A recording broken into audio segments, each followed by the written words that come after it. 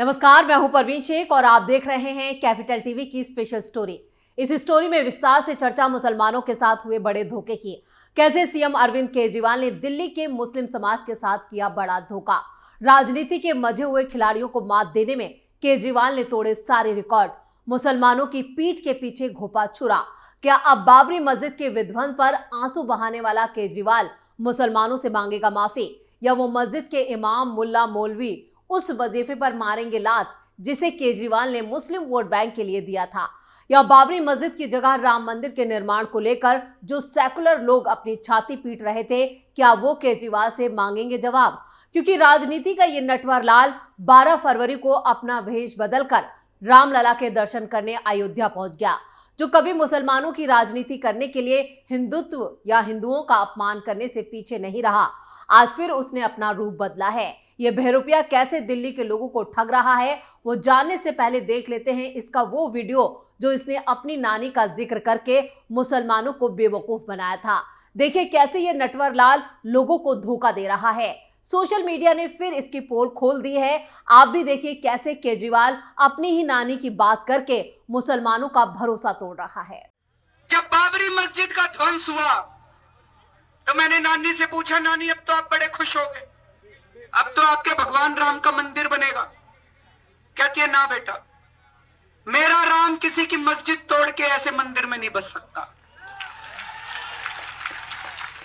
बाबरी मस्जिद टूटने पर मातम मनाने वाले अरविंद केजरीवाल 12 फरवरी को अयोध्या पहुंचे और रामलला के दर्शन किए, यानी इसकी कथनी और करनी फिर से सामने आ गई। दिल्ली के मुख्यमंत्री अरविंद केजरीवाल और पंजाब के सीएम भगवंत मान के अयोध्या जाने पर दिल्ली के मुसलमान खुद को ठगा हुआ महसूस कर रहे हैं। वहीं केजरीवाल का भी असली चेहरा लोगों के सामने आ चुका है। जो अब तक बीजेपी, पीएम मोदी और राम मंदिर का विरोध करता रहा है, वो अब चुनाव आते ही रामलला के दर्शन करने पहुंच गया। पंजाब के सीएम भगवंत मान और सीएम केजरीवाल ने रामलला के दर्शन किए। इस दौरान दोनों प्रदेशों के मुख्यमंत्रियों के साथ उनका परिवार भी मौजूद रहा। राम मंदिर के प्राण प्रतिष्ठा समारोह में राम मंदिर ट्रस्ट ने कई राज्यों के मुख्यमंत्रियों को आमंत्रित किया था। सूत्रों के मुताबिक अरविंद केजरीवाल को भी 22 जनवरी को अयोध्या आने का न्योता दिया था, लेकिन उस वक्त उन्होंने कहा था कि उन्हें कोई न्योता नहीं मिला। यहां तक कहा था कि वो बाद में अपने माता पिता, पत्नी और बच्चों के साथ राम मंदिर जाना चाहते थे।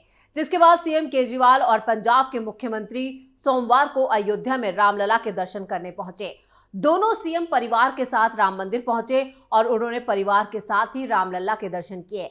इस मौके पर सीएम ने क्या कुछ कहा, वो भी देख लेते हैं इस वीडियो में। आज मैं अपने परिवार के साथ, भगवंत मान साहब अपने परिवार के साथ अयोध्या जी में रामलला जी के दर्शन करने के लिए आए। मेरे साथ मेरी पत्नी, मेरे माता पिता, मान साहब के साथ उनकी पत्नी, उनकी माता जी, हम सब लोगों को आज दर्शन करने का सौभाग्य प्राप्त हुआ और अंदर रामलला जी के दर्शन करके एक असीम शांति का अनुभव हुआ। बहुत अच्छा लगा, उसका वर्णन नहीं किया जा सकता।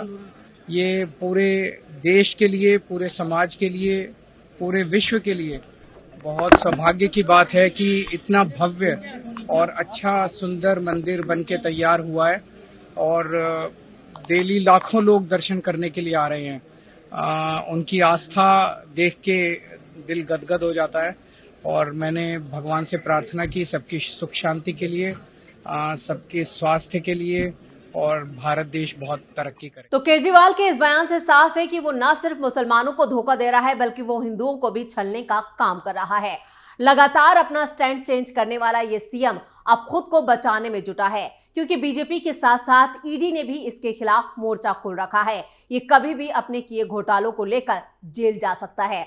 जेल जाने से बचने के लिए अब ये राम नाम का सहारा ले रहा है। जिस तरह से केजरीवाल अयोध्या पहुंचा है, इसके बाद सोशल मीडिया पर इसके खिलाफ लोगों का गुस्सा फूट पड़ा। लोग भड़क गए। सोशल मीडिया यूजर इसे जमकर ट्रोल कर रहे हैं, इसे बरसाती हिंदू बता रहे हैं।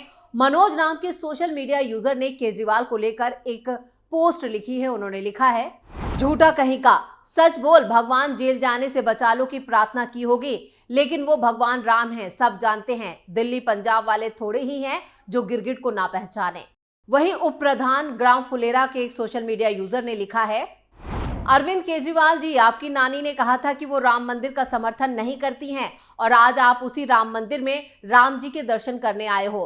क्या आप अपनी नानी की बात नहीं मानते हो या आप उस दिन झूठ बोल रहे थे? इसी तरह के तमाम पोस्ट जो हैं वो सोशल मीडिया पर तैर रहे हैं, जिसमें केजरीवाल के अयोध्या जाने पर सवाल खड़े किए जा रहे हैं और सीएम को जमकर ट्रोल किया जा रहा है। सीएम अरविंद केजरीवाल धोखेबाज है, नटवरलाल है, मियां केजरीवाल जैसे नामों से इसे बुलाया जा रहा है। यानी सीएम केजरीवाल ना मुसलमानों के हुए और ना ही हिंदुओं के, बल्कि वो तो उस नानी के भी नहीं हुए जिसका जिक्र करके इन्होंने खूब वाहवाही बटोरी थी।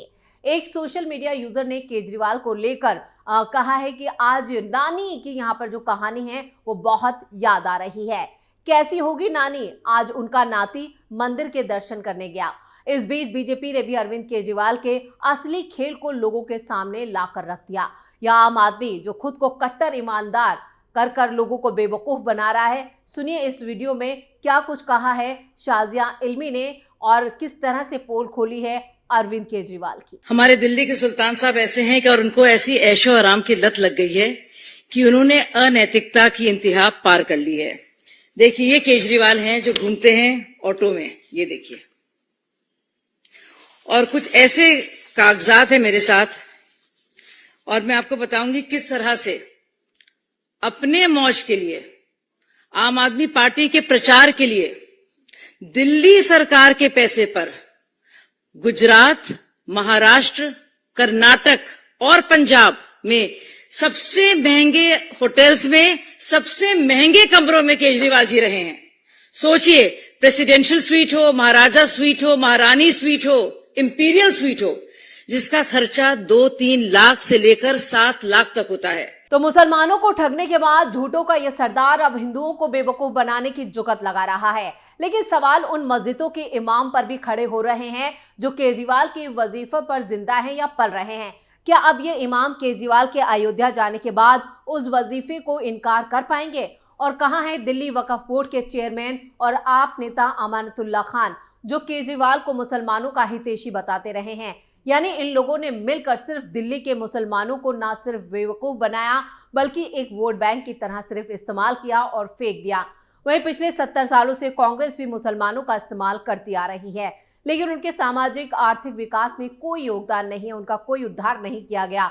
वैसे इसके लिए भी काफी हद तक मुस्लिम समाज ही जिम्मेदार है, जो इन नेताओं के हाथों में बेवकूफ बनता आ रहा है। दरअसल 2019 के चुनावों के वक्त भी दिल्ली वक्फ बोर्ड ने मस्जिदों के इमामों की सैलरी में बढ़ोतरी का फैसला किया था।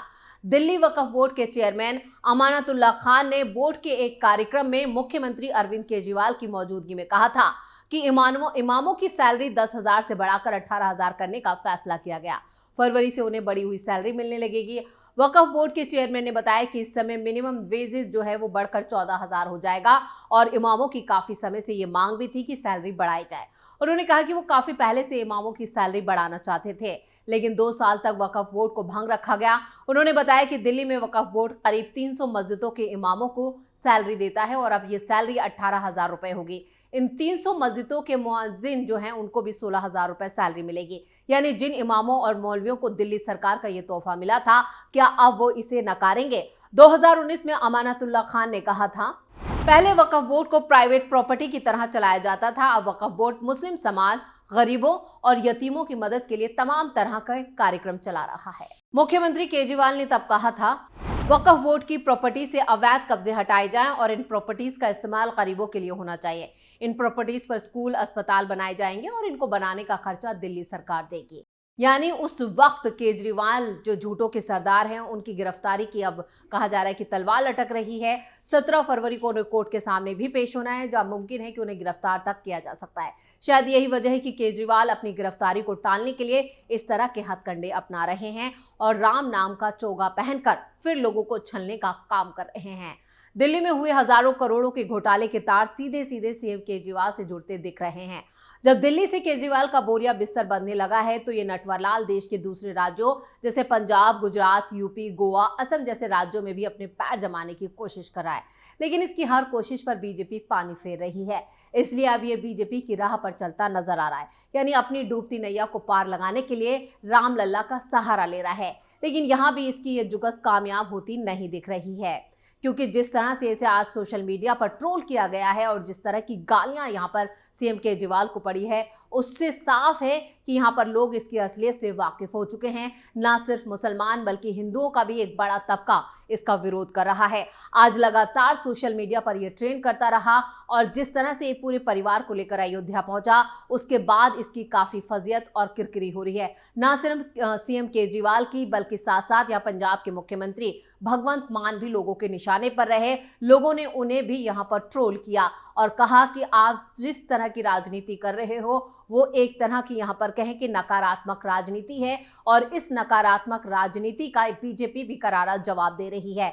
2024 के चुनाव बिल्कुल नजदीक हैं और ऐसे में मुसलमानों की वोट की अब केजरीवाल को जरूरत नहीं है। उसे पता है कि एक बहुसंख्यक जो वोट बैंक है वो उसकी नैया पार लगा सकता है, इसलिए अब वो इस तरह के हथकंडे अपना रहा है और हिंदुओं को बरगलाने की कोशिश की जा रही है। पहले मुसलमानों को बेवकूफ बनाया, अब हिंदुओं को बेवकूफ बनाने की राह पर अरविंद केजरीवाल चलते हुए नजर आ रहे हैं। लेकिन उनकी ये कोशिश फिलहाल कामयाब होती हुई नहीं दिख रही है, क्योंकि बीजेपी लगातार उसके मंसूबों, उसकी साजिशों को बेनकाब कर रही है, जिससे यहाँ पर अरविंद केजरीवाल फिर संकट या कहें कि मुश्किल में दिखाई दे रहा है। तो फिलहाल तो अरविंद केजरीवाल को कोई भी राहत या कहें कि उसकी राह आसान होती नजर नहीं आ रही है। लगातार वो मुश्किलों से घिरता हुआ नजर आ रहा है। तुम्हारी स्पेशल स्टोरी में इतना ही। वीडियो कैसा लगा नीचे कमेंट बॉक्स में अपनी राय जरूर दें। वीडियो को लाइक करें, शेयर करें और कैपिटल टीवी को सब्सक्राइब करें। नमस्कार।